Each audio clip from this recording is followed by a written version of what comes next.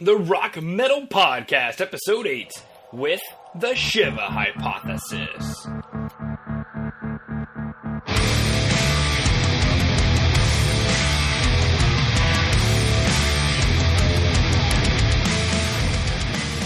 Fantastic. All right, Rock Metal Nation, I've got on the line today the Shiva Hypothesis, a blackhead death metal band from Twente. I'm super stoked to have them on. Today I'm joined by members of the Shiva Hypothesis, MVS, singer, and ML, a bass player. So guys, welcome to the show. Thank you. Well, yeah, thank you. Why don't you tell Rock Metal Nation a bit about yourselves? What inspired you guys to get into music? Well, simply put, actually, music is the thing that inspired us to get into music. We're all big music fans. We like the darker side of music, especially black metal and also some other styles in the metal genre and beyond. We've all listened to music quite a lot, and as for me, well, eventually I decided I wanted to be a part of that, so I became active in bands. Yeah, I think that goes for every one of us. We're all first and foremost music fans, so before we started playing, we were all really into this kind of music and also a lot of other styles of music. So if you look at our backgrounds, our drummer is more into like grindcore and electronic music, and some of us listen to strange kind of world music. So we listen to all different kind of styles, but I think the common denominator is quite dark music. And we wanted to do something with that. We want to make our own music that was appealing to ourselves. So that's pretty much where we're all coming from. We're all really into this type of music, and really into also the physical and the emotional side of playing this kind of music live. We just decided that we wanted to make the thing that we love the most, and that was the music that we listened to, and then our own variation, of course, on that. So that's what got us into music. That's awesome. I love that you guys said, well, music inspired us to get into music, right? So it's like, I had no choice. Music was like you, and I was like, all right. Yeah, really, right. Just pulled us in. You know, and especially the darker side of music, which we'll get into, especially with a name like Shiva Hypothesis. I'm Jewish, so I know all about Shivas. And, you know, really, really interesting concept to that. And as you said before, you know, we're all into different styles of music. I mean, the drummer's into grindcore and electronic music. Some of us are into world music. However, we found a common denominator together, which is, you know, the darker side of music, and that we wanted to make the thing that we love the most. And that brings us to my next question is, well, how did you guys find each other to work with each other? Yeah, well, that's a bit of a long story. The guitar player JB and I, we go back a pretty long time. We actually met when we were studying at university, and we initially started out just playing some covers just for fun and trying to learn our instruments. Mostly playing more of the classic doom death bands from the 90s and some early black metal stuff. Nothing too serious, just playing around and getting a bit better. And we also traded a lot of music during those years. And both of us were involved in some other projects, but we weren't really doing anything together that was really serious. And a small time after that, we got to know someone who knew our drummer. And our drummer is a guy from Germany. So he moved to the Netherlands sometime later. And then we started to practice with him in the band. And we did some stuff with some other people involved, another singer, another guitar player, but nothing that we were really that happy about. So in about 2012, we really sat together and we thought out the concept for the band as we're working now. And at that time, we wrote a lot of the songs that are actually on the promo disc you've got, and who are going to be on the debut album that's going to be released later this year. Mm-hmm. So some of these songs are actually already a year or three old. And when we got that together and we had some songs that we were enthusiastic about, we started to play some occasional instrumental gigs. Yeah. one of those I attended. I was also part of another band by then that was Faces of Cain, which is some sort of melodic death metal band. I attended one of their gigs without a singer then, and I was actually inspired by the music. I was really enthusiastic about it, so I wanted to have a slice of that cake. So I decided to join them, which was very good because I could write my own vocal structures and my own lyrics to the music that was already there. For me, it was really interesting to join that. Yeah, that's awesome. Maybe just like reaching out to people that you feel that you can potentially connect with and letting them know, hey, we can create something even better. And I'm guessing, ML, that you thought that, yeah, let's do it. Yeah, especially when we got the first couple of songs together, we were really like, well, this is starting to sound like the way we wanted it to sound. And then when MVS joined and we did the first couple of demos with his voice added on top of it, I already knew that he could do a lot of cool stuff from other bands where I had heard him. But when it was mixed with our music, it was really, it just clicked. And we all had something like, this is something special. So it really took a flight after he was added to the band. Way to go, MVS. High five. Virtual high five to you. Virtual high five. Yeah, no, going out and taking what it is that you want. You can't get any more metal than that. Now, speaking of concepts of the music and of the band and things like that, what inspired the name of the band? Yeah, actually, I need to clarify something because I just say something about Shiva, the Jewish mourning ceremony, I believe. Mm-hmm. It's not Shiva, it's Shiva, which is the Hindu god of destruction and creation. That's the name of the band. That's the Shiva Hypothesis. Gotcha. Yeah, so just to make clarify that really quick. Yeah. Exactly. Actually, the name, the Shiva Hypothesis, is also a pseudo-scientific theory which explains periodic events of destruction by meteor impacts, which is then followed by periods of fast evolution. That is, of course, somewhat of a personification of the god Shiva, who is the god of both destruction and creation. Really like that, the balance between creation and destruction, the duality between that. We really love that concept, and the name, which also sounds elegant, was perfect for that concept. So we decided that name would be perfect, and it's also become quite a key theme in the music itself. The only problem, of course, is that it's a really difficult name to pronounce for Dutch people. So we already had about, I think, 20 variations of, really badly pronounced the Shiva Hypothesis. Hippocrates. You know what's funny is I remember watching, speaking of Dutch, I think they're Dutch, Within Temptation. I was watching... Yeah, they're Dutch. Yeah, and I was watching an interview with them, and they couldn't say their own band name, and I was like, that just blew my mind. They said, like, Ding Ding Temptation or something, and I was like, whoa, how could you not say your own name? But either way, no judgment. They got pretty big without knowing their own name. Exactly, right? That's what happens when you have a good... know how to write it down, it's fine. Exactly. As long as you can read it and you know where you're at, it's all good. And so going back to the concept of, this creation and destruction and the balance therein, when you guys get together to write songs, what's that process like? I'm guessing a lot of creating and destructing. Yeah, definitely. In most cases, it's me and the guitar player who come up with some ideas on guitar. So most of the songs, they start off with only guitars. And in most cases, either we have a couple of riffs that were really think, well, these are special riffs and it suits the concept. So there's something we can work on. Or so in some cases, we have an almost complete song. And then we both sit together, show the other one what we've got, and in some cases we immediately have some other ideas that fit with those ideas, and then we start to make a kind of framework of guitars that starts to evolve into a song. In a lot of cases, this is like 75% of the actual song that finalizes from those ideas.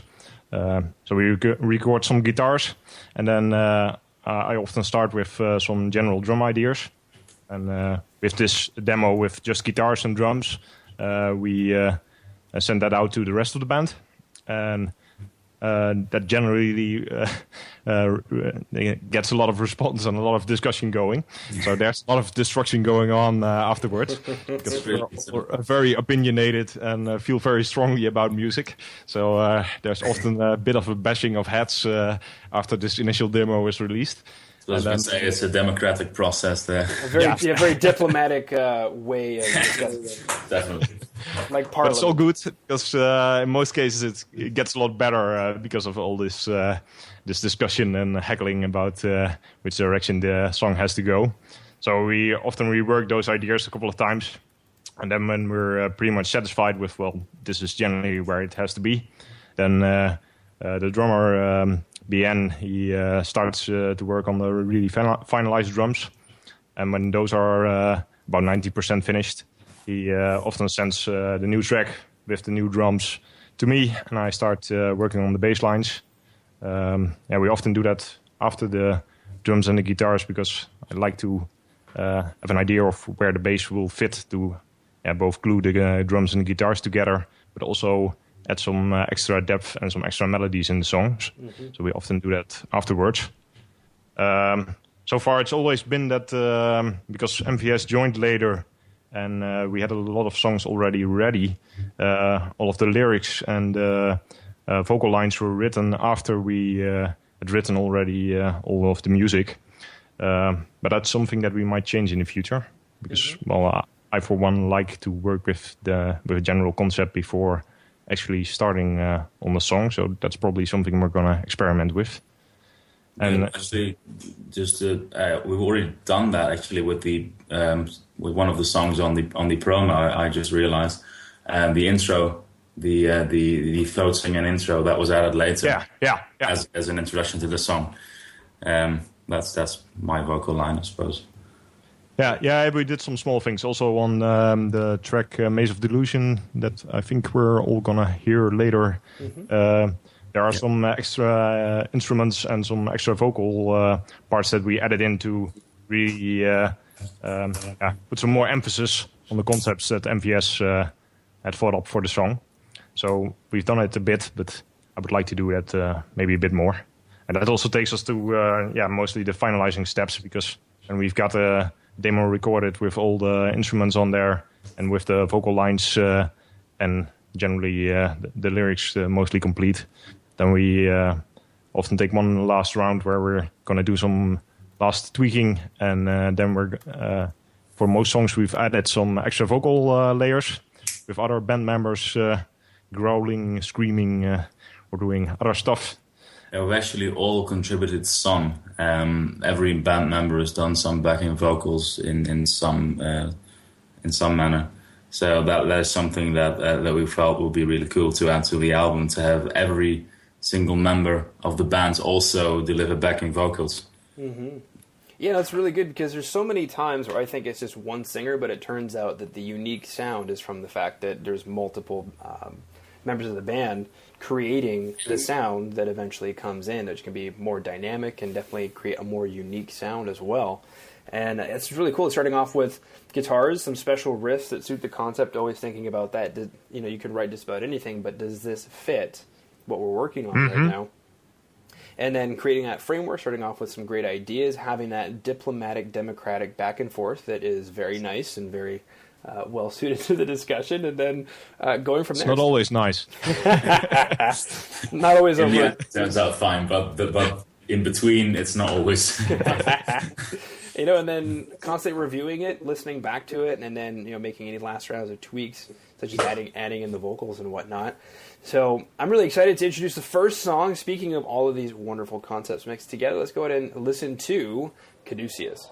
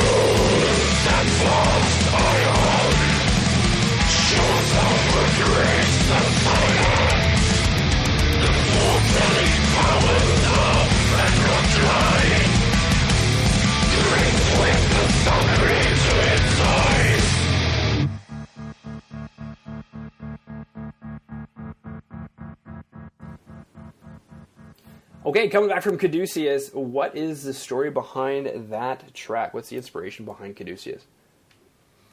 Well, I can say lyrically, main inspiration would be the tarot card of the Hermit, which is Hermes Trismegistus. It's a Greek god, really, and the name, the Caduceus, his staff is the Caduceus. It's a staff intertwined with two serpents and wings at the top. Actually discusses the value of reflection rather than action. And that's what that card personifies. It's a bit of a philosophical theme. It states really that it's good to look back and to take a step back on life and think about the things you want to do, rather than just go forward and face everything head on. Mm-hmm. That is what the lyrics are about. Fantastic. Emil, any comments on that one? Yeah. Of course, I can comment on mostly the musical part. I mean, the concept is something MVS has thought up mostly. With all the lyrics, we do have some input, of course, and we have our own ideas. But this is something he mostly developed. Musically, this was one of the last songs that we wrote for the album, so it's a bit newer than the other track we're going to hear later on. I think, a lot of the stuff I wrote when I was really into the later releases by Gorgorov and Godseed, so you might hear some of that back in here. And there's also, I think, a bit of a blending going on between our more black metal influences and some more melodic stuff, also some melodic bass parts and some doomy influences. Also some parts that we had a lot of discussion about.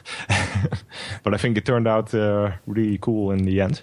And also the idea was here to have, I think that's probably really recognizable, to have a song that has a bit more of a typical song structure and is a bit more catchy, rather than more progressively evolving riffs and more of the, what could be called riff salad kind of writing that you hear in a lot of metal.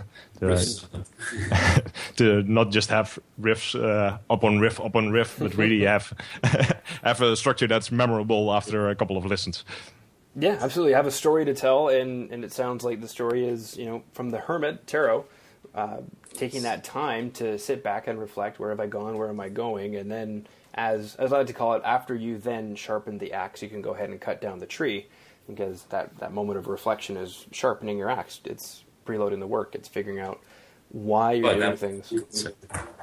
Yes, that's interesting. Yeah, I think that's also in the song structure now, that you have this. It slows down, and then it builds up to a big climactical last repetition, where you have these added vocals, and it's becomes really big.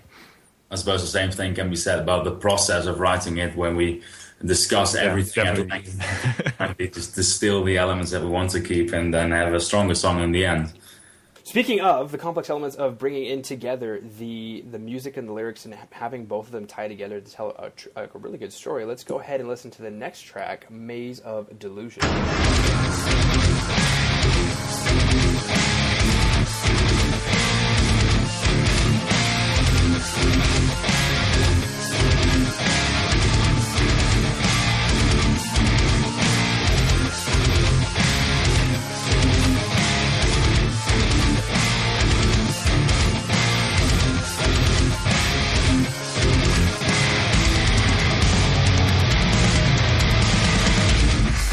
The creator of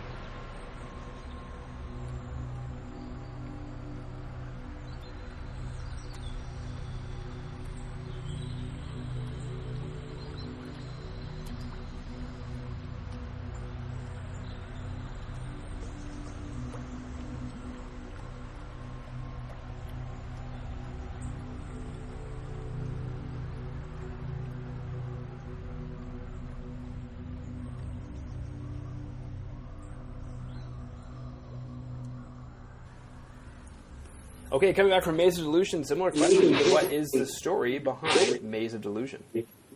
Well, I'll start with the lyrics again. Actually, these two songs, which are actually in reverse order because they're intertwined, but they're reversely intertwined.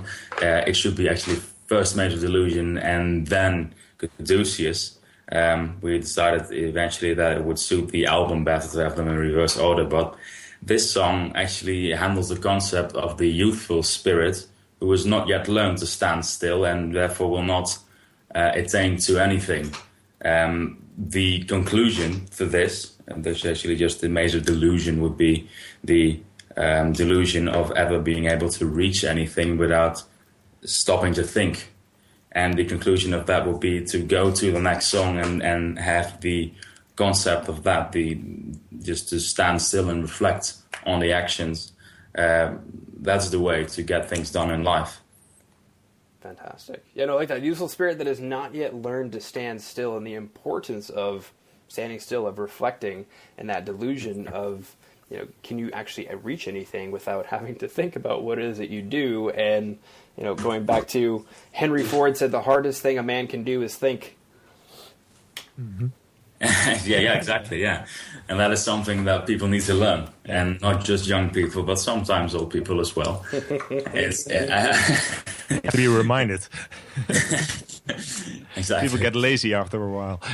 Yeah, especially if they are stuck in patterns that maybe worked 30 years ago, 40 years ago, but they stopped working. Mm-hmm. I definitely agree. I see where you're going.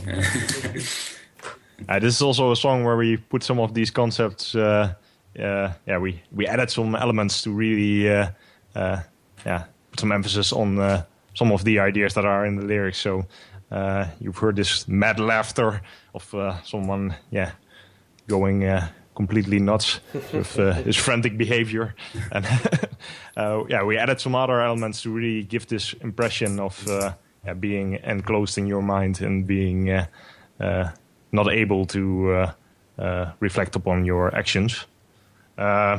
Music-wise, I think this is one of the songs that me and the guitar player collaborated most on. I think we both wrote probably 50% of the song. And we did some of the stuff actually a bit improvised on the spot. We had never done that before this song, so that was kind of funny to do. And what you might hear back here is some influences from Secrets of the Moon and Satyricon. Those were bands that we were listening to a lot, and we also had this idea, we want to have this song that's a bit longer, somewhat epic, but also a bit stripped down. So not completely filled with all kind of middly guitars, but more of a kind of militant feel, and also something otherworldly in between, which you hear in the intersections. So that's pretty much how that was built, and I think the stuff MVS put on top of it really made it much stronger. And then when that started to come up, we added some more ideas to really make it work. I think also the guitar solo really works with the concept because it's really chaotic and frantic and seems to be unstructured, but it still works in relation to the song. Absolutely. What exciting news do you guys have coming up for Rock Metal Nation? We've actually got an album coming out, and ML is busy mixing and mastering that at the moment. These 3 songs that were on the promo will also be featured on there, alongside with another a few new songs which you haven't heard yet. It'll be sure to drop before the end of 2016, so we've got a full-length album coming out, which is bound to be exciting, if you like the promo at least. Mm-hmm. And I think right after that, when I'm finished with the work on the album, we're going to head out and start recording new material immediately, because we have a lot of stuff lying around, and I think some stuff that I personally am really excited about. So I can't wait to start recording that. And hopefully we will have an EP coming out not that much longer after the full length. And if anyone from the Netherlands is listening, then of course check out our website and other web presence, because we're playing live quite a couple of times in the coming months. So we might be coming somewhere near you. So if you are interested in our music, please come and see us. All right, so there you have it, Rock Metal. Sorry, were you going to add something else? No, actually, no, I'm just disagreeing with that. Fantastic. All right, Rock Metal Nation, we've got an album coming out before the end of 2016, and then afterwards they're going to start recording some new material after that release on another EP.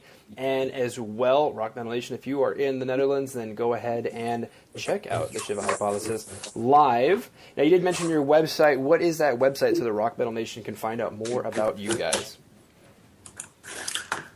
We've actually just got most of his social media pages, which is just Facebook, and you'll probably find it by typing facebook.com/the Shiva Hypothesis. And we've also got a .com website, which we're still working on. It's still in progress. We've got an Instagram account, I think, and a couple of other things. But you should be able to find enough things. We've been spamming all over the place. So I think Facebook will be a good place to start. Fantastic. All right, so Rock Metal Nation, if you're on Facebook, check them out. And then obviously as well, we've got an Instagram, Twitter as well. And then both grab your favorite social media outlet.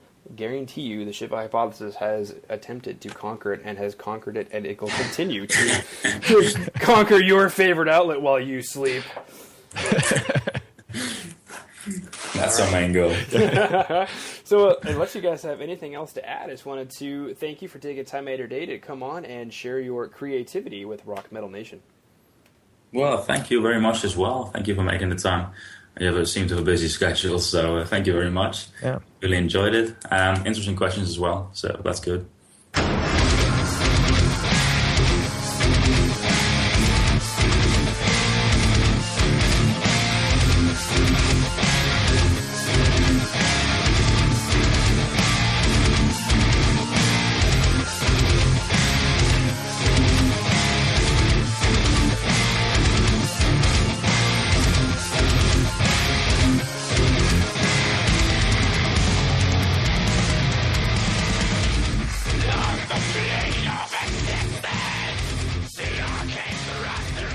Rock Metal Nation, thank you again for listening to the Rock Metal Podcast, where rock and metal live on. Still working on that tagline. I'll figure it out one day. Don't you worry about a thing. But hopefully you found your new favorite band in the Shiva Hypothesis. Big, huge Rock Metal Nation thanks to them for coming on again and sharing their music with you, with me, with you, with us, with everyone on Rock Metal Nation. Feel free to check out the website, therockmetalpodcast.ca. Head over there right now. You'll find the show notes for this particular show, as well as all the other shows. You can find out all you want about the bands that are on the Rock Metal Podcast. Until then, Rock Metal Nation, stay metal.